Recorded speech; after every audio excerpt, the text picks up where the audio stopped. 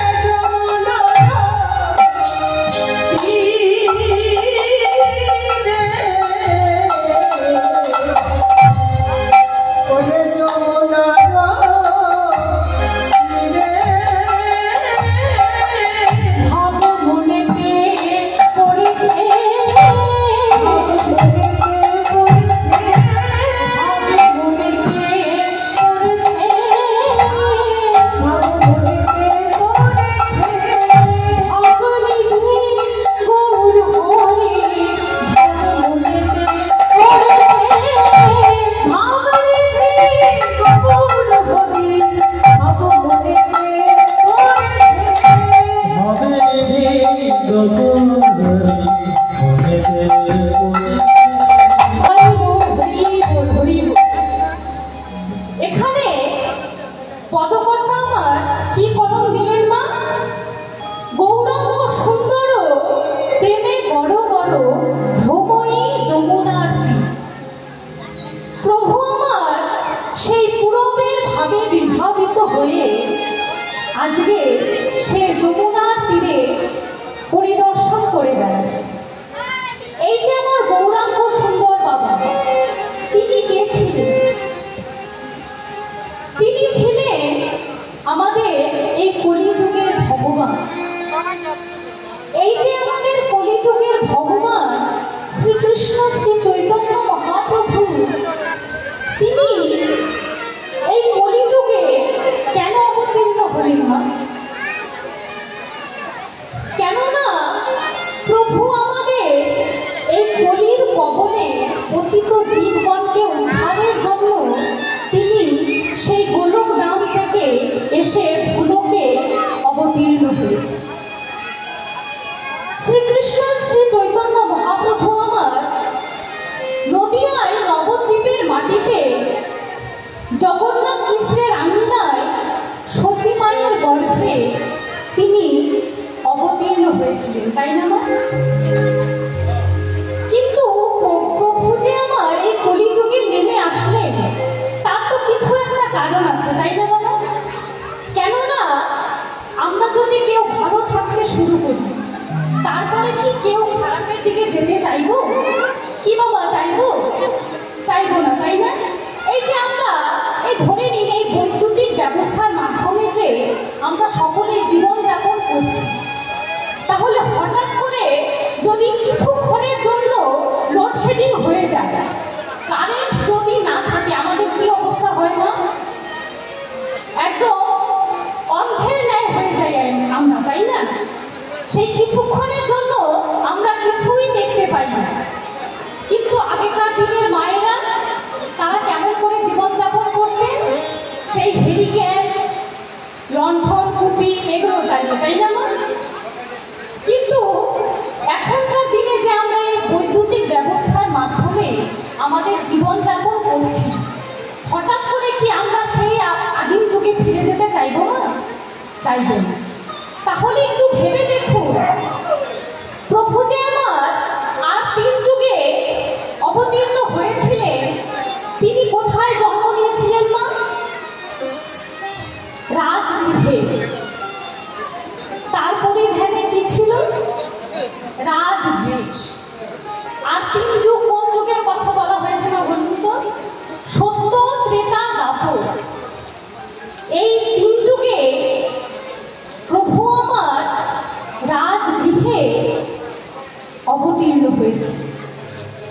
কিন্তু শুধুমাত্র আমাদের এই কলির কবলে পতিত জীবগণকে উদ্ধারের জন্য প্রভু সেই রাজবেশ, রাজগৃহ পরিত্যাগ করে শুধুমাত্র একটি কাঙালের বেশ ধারণ করে কাঁধে একটি ভিক্ষার ঝুলি নিয়ে সমস্ত জীবের দ্বারে দ্বারে প্রভু আমার অবিচারে নাম প্রেম বিতরণ করছে।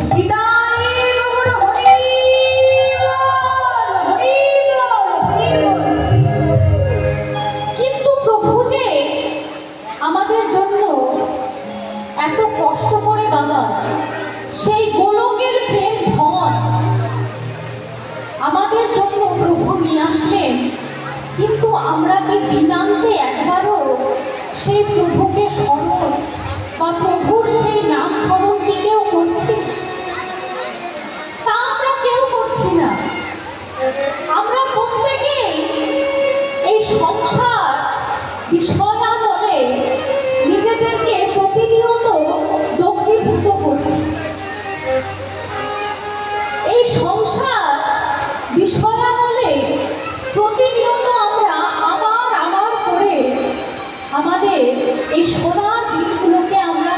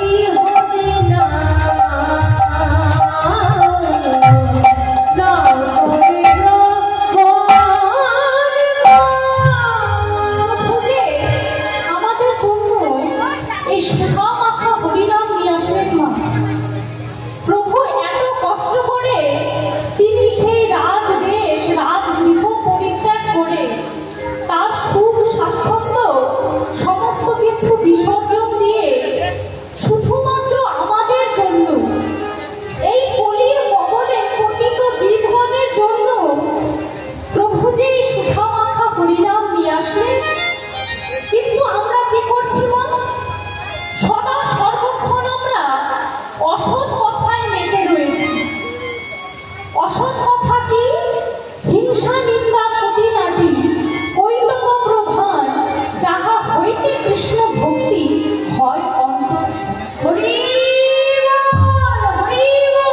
আমরা সদা সর্বক্ষণ এই হিংসা, নিন্দা, প্রতিঘাতী এই বিষয়, এই সমস্ত কিছু নিয়ে আমরা মেতে রয়েছি আমার এই গুরু গোবিন্দের চরণ ধুলে। কিন্তু মাগো, আমরা কখনো ভেবে দেখি না শেষের দিনে বিদায় বেলায় আমরা যখন ওই ভবপথের যাত্রী হব, সে আপনি যতই আপন বলুন, সে যতই আমার করুন, যে পিতা আমার, মাতা আমার, পুত্র আমার, কন্যা আমার, স্বামী আমার, তারা কেউ আমার সঙ্গে যাবে না। সঙ্গে কি যাবে না? সঙ্গে যাবে সেই সুধা মাখা হরিনাম, আর যাবে আমার এই প্রাণ। তাই এখন থেকে প্রভুকে জানিয়ে রাখতে হবে যে হে দয়াময়, তোমায় সাধন ভজন করার যোগ্য দেহ দিলে ঠিকই, তোমার নাম গুণাগুণ গাওয়ার যোগ্য বদন দিলে ঠিকই, কিন্তু এই বদনে তো তোমার নাম গুণাগুণ কিছুই করা হলো না। তাই তোমার ওই শ্রীচরণে জানিয়ে রাখি দয়াময়, শেষের দিনে বিদায় বেলায় যখন আমার আপন বলতে কেউ থাকবে না, সেদিন তুমি কৃপা করে তোমার ওই চরণে আমার একটু স্থান দিও। তোমার ওই চরণে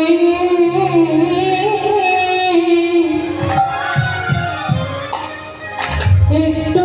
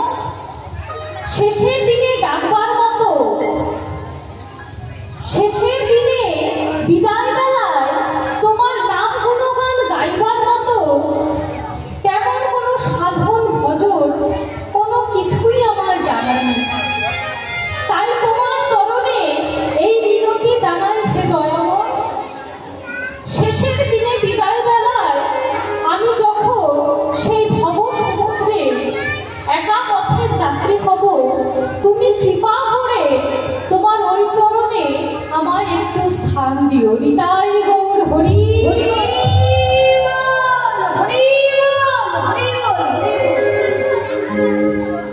আজকে গৌর সুন্দর আমার সেই ব্রজ ভাবে বিভাবিত হয়েছে। এই গৌর সুন্দর আমার আজকে মা ব্রজ ভাবে বিভাবিত হয়েছে। প্রভু আমার কখনো কখনো রাধা ভাবে, আবার কখনো কখনো কৃষ্ণ ভাবে, আবার কখনো কখনো ভক্ত ভাবেও তিনি বিভাবিত হন। কিন্তু প্রভুর এই লীলা, প্রভুর এই প্রেমময় লীলা কি আমরা এই সাধারণ জীব বুঝতে পারি না? বুঝতে পারবো কি? পারবো। কিন্তু কখন আমরা বুঝতে পারবো? আমরা যখন সৎ গুরুর চরণ স্মরণ করব, তখন আমরা এই গৌর গোবিন্দের লীলা বুঝতে পারব। তাই প্রভু আমার সেই ব্রজ ভাবে বিভাবিত হয়েছে। কেন হবেন না বাবা? ইনি যে তিনি, রাধা কৃষ্ণ একই আত্মা, দুই দেহ ধরি অনান্যে বিলাস রস আস্বাদন করি। সেই দুই একই এবে আমার চৈতন্য গোসাই ভাব রস আশা দিতে দোহে হইলা একই ঘাট। সেই ব্রজেন্দ্র নন্দন তিনি আজকে এই কলিযুগে কি হয়েছে মা? শচী সুত গৌর হরি। তাই তো এখানে পদকর্তা কি বললেন? এসেছে ব্রজের বাঁকা সেই কালো সখা দেখবি আয়, তোদের এই সোনা নদিয়া।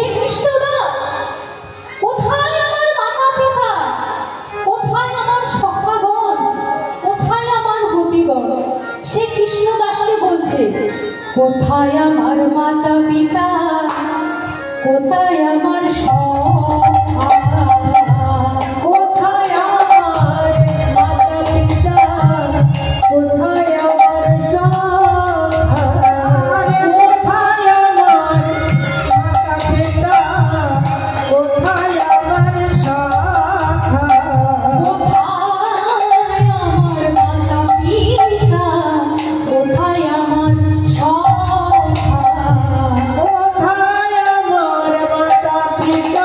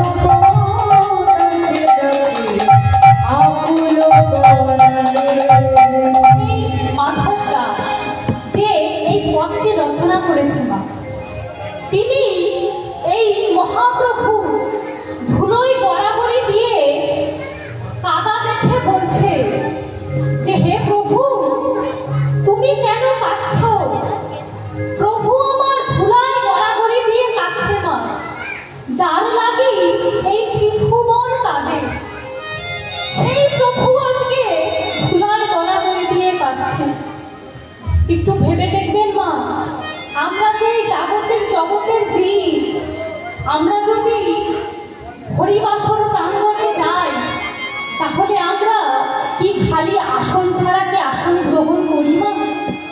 করি না। যারা আমরা কীর্তন করতে আসি তারাও আমরা খালি জায়গায় দাঁড়িয়ে কীর্তন করি না বাবা, আমরা একটি আসন বিছিয়ে নিই। কেননা আমার এই দামি বসনটা যে ধুলো লেগে যাবে। কিন্তু মহাপ্রভু আমার, যার লাগে এই ত্রিভুবন কাঁদে, তিনি আজকে এই ধুলার গড়াগড়ি দিয়ে কাঁদছেন। কিছু কিছু জায়গায় কীর্তন পরিবেশন করতে গিয়ে আমরা দেখি এই যে ধুলা বাবা, এই যে হরিবাসনের যে প্রাঙ্গণের এই ধুলা, কীর্তন শেষ হওয়ার পর অনেকেই আছে যারা এই ধুলোর মধ্যে ভক্তগণেরা গড়াগড়ি দিয়ে কাঁদে। কেন কাঁদে জানো না? কেননা এই ধুলোয় গড়াগড়ি দিয়ে কাঁদলে আমাদের ভেতরকার যে ত্রিতাপ জ্বালা, যে তিন ধরনের জ্বালা, তিন ধরনের জ্বালা কি কি? আদি দৈবিক, আদি ভৌতিক, আদি আধ্যাত্মিক। এই তিন ধরনের জ্বালায় যে আমরা প্রতিনিয়ত মুক্তিভূত হচ্ছি, সেই কিতাব জ্বালা থেকে আমরা মুক্ত পাব। তাই প্রভু আমার ধুলায় গড়াগড়ি দিয়ে কাঁদছে আর বলছে, হে জীব, একদিকে লীলামা, অপরদিকে জীব শিক্ষা। শুধু লীলা শ্রবণ করলে হবে না, সেই লীলা থেকে আমরা কি শিক্ষা পেলাম এটা অতীব গুরুত্বপূর্ণ।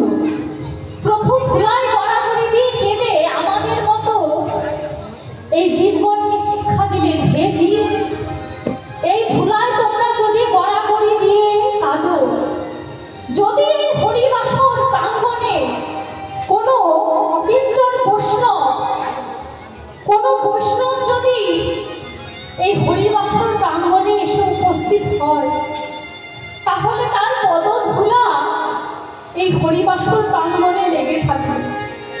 আর সেই পদধূলা যদি তোমার এই অঙ্গে স্পর্শ করে, তুমি যদি অঙ্গে ধারণ করতে পারো, তাহলে কি হবে জানো? তার কোনো জ্বালা রবে না গো, তার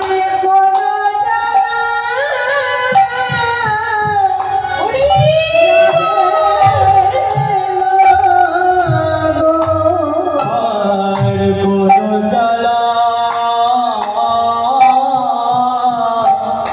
রবে না গো।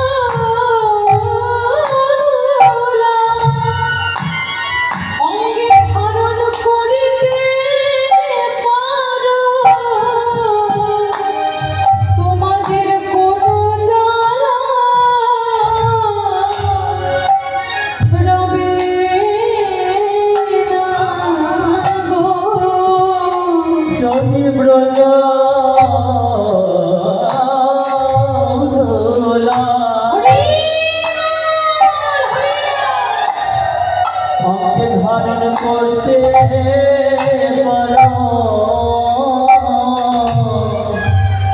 আমাদের কোনো জ্বালা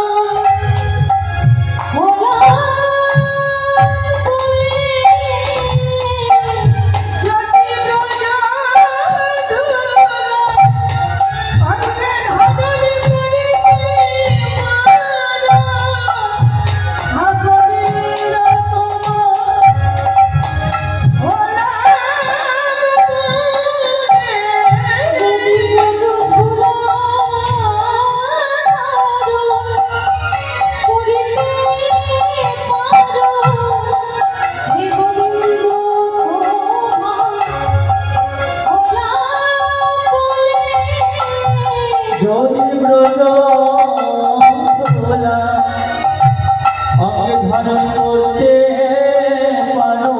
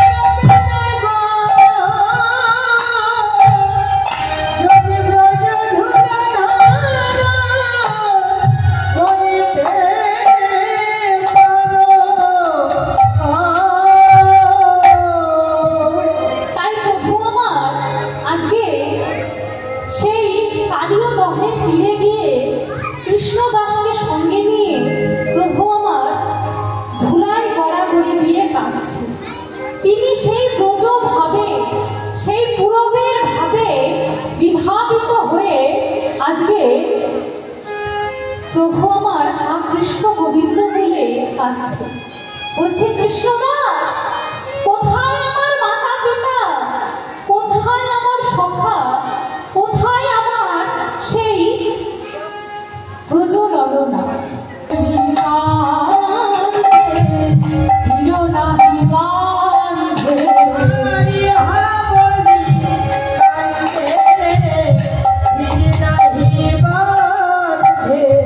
মাধব দাসে আকুল